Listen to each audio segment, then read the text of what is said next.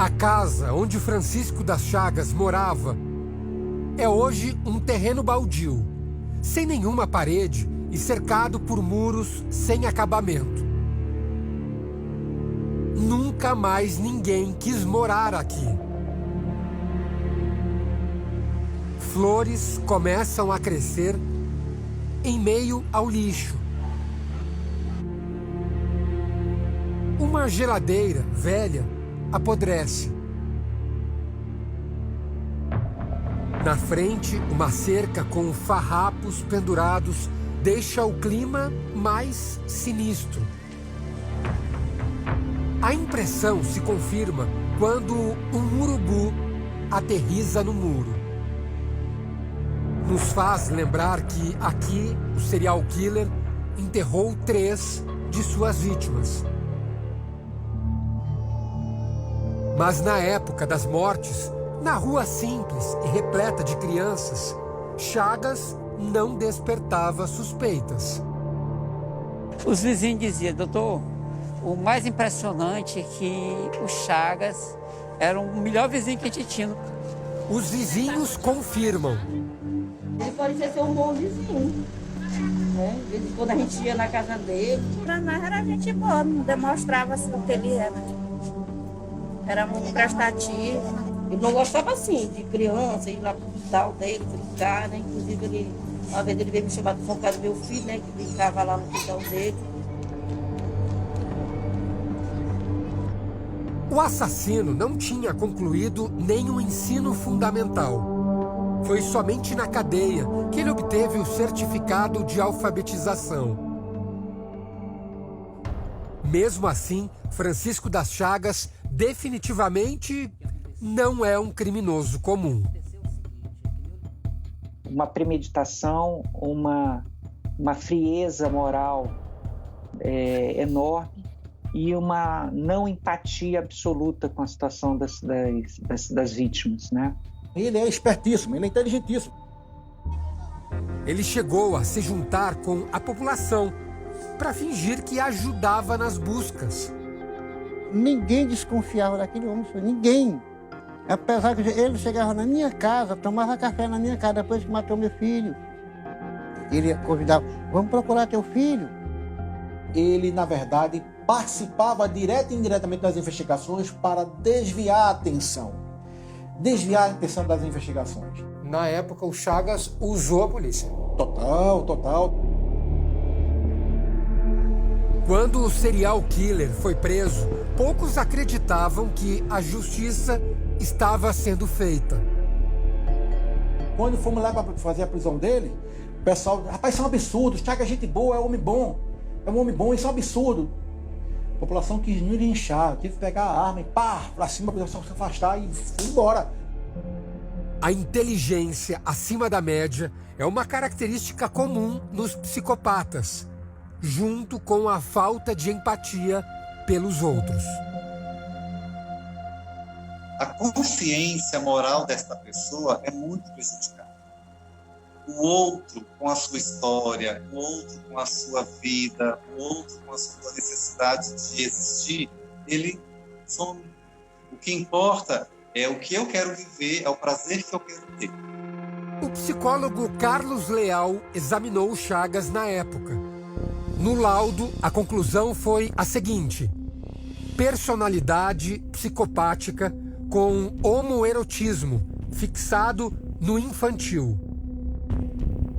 Ou seja, o assassino é um psicopata com atração erótica por crianças do mesmo gênero. Uma pessoa que corta os órgãos sexuais de uma outra pessoa, então, o que isso tem a ver com a sexualidade dela? Então, é identificado uma negação de um desejo, e esse desejo aparece nesta pessoa violentando o órgão sexual que, no seu mundo mental, faz aflorar o seu desejo. Uma dúvida até hoje é se Chagas abusava sexualmente dos jovens. Os policiais na época disseram para mim: dona Rita, ele violentou o seu filho, mas depois de morto. Mas assim mesmo, violou meu filho. Isso é que é doído, não é morrer. que morrer é nosso destino. É da maneira que ele fez com meu filho. Você saber que seu filho foi violentado. No caso, os órgãos genitais nunca foi encontrado e ele também nunca confessou para a equipe como era, o que ele fazia com esses órgãos. Ninguém sabe. Os detalhes deixaram todos horrorizados. A maioria dos meninos que foram ainda encontrados perfeito, né, e adolescentes, eles são encontrados com o peitinho tirado um pouco, ele tirava, ele mutilava as nádegas das crianças, ele tirava como se fosse assim com um bisturi muito afiadinho. Antônio chegou a recolher restos do filho que tinha sobrado na casa do assassino. Primeiro encontrei a clavícula ali. Depois a unha do pé. A unha. O couro. Entendeu? Aí segundo a costela. Isso estava tudo visível? Estava tudo no terreno? Tava, que já tava Revirado. Já tava revirado. Muitos também desconfiam que, por causa dos pedaços humanos encontrados, o serial killer seria um canibal. A cartilagem lá que tinha encontrado estava salgada, ou seja, tinha cloreto de sódio. Pode ter comido a vítima? Não sei, podia ter tirado alguma coisa, mas eu não posso garantir nada. Ele tirou a carne do meu filho, fez churrasco, como ele fazia com algumas crianças. Fez churrasco, fez festa. Você já viu tirar a carne de uma criança e fazer churrasco para dar para outras pessoas que não sabem nem o que está comendo? Você já viu ele dizer que o meu filho foi a última caça dele? A gente nunca pode comprovar isso. E ele nunca confessou para a gente que ele realmente fazia isso. Então, se ele comia ou não, eu não sei te informar. Ao ser ouvido pela polícia, Francisco das Chagas chegou a admitir os crimes. Uma vez que a gente empurrou ele, colocou o sangue do menino. Foi botado. Foi. Colocou o sangue do menino lá e o negócio dele. Foi. O sangue dele foi colhido da mão esquerda dele. As descrições eram detalhadas. Era aberto a vala. Uma vala assim, cruzada. E aí primeiro era botado duas folhadas do sangue da vítima dentro, e depois era que era botado aquele ali dentro. E depois que eu cobria lá ali no pé do tucum, aquele negócio desaparecia da minha frente. Mais tarde, ele se disse inocente. A justiça do Maranhão me fez um monstro para a sociedade. Nesse dia, o próprio Chagas disse que um suposto outro assassino seria uma pessoa anormal. Eu acho que a pessoa que faz isso, ele não é uma pessoa normal. Não é normal. Não é normal. Não é normal. Eu estou falando isso porque não é porque eu estou sendo acusado de ter feito isso, mas eu não fiz. A ironia do criminoso irrita as mães dos meninos. Ele é frio, calculista. E quando encontraram ele, ele disse que nem meu filho ele conhecia. E eu só vou descansar quando a verdade chegar à tona. Situação ainda mais delicada é a de Maria dos Milagres. Bernardo, o filho dela, de 13 anos, nunca foi encontrado. Mesmo passando o tempo, a gente respira, mas é difícil.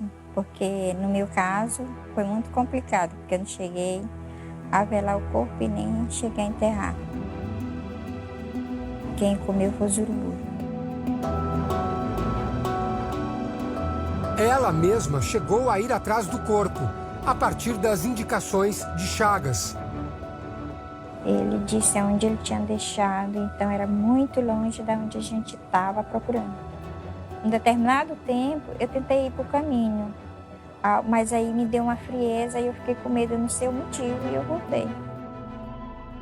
Um garoto que não deixou vestígios.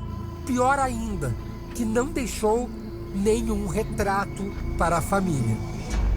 A senhora tem foto do seu filho? Não. A senhora não tem foto? Não. Porque naquela época assim, a gente não se dedicava muito à foto, não. Depois de 18 anos, a mãe já começa a se esquecer dos traços do filho. O rosto assim já apagou algo da memória. Dele assim, eu lembro com o tamanho dele, que era forte, era branquinho. Com a orientação de Maria, a nossa equipe de designers redesenhou o rosto do menino. E ele tinha só 13 anos. O cabelo dele era aquele castanho claro, quase louro, e era lisinho o cabelo. Os dentes dele eram um pouco graúdos. É como se fosse um retrato falado. E esse é o resultado final.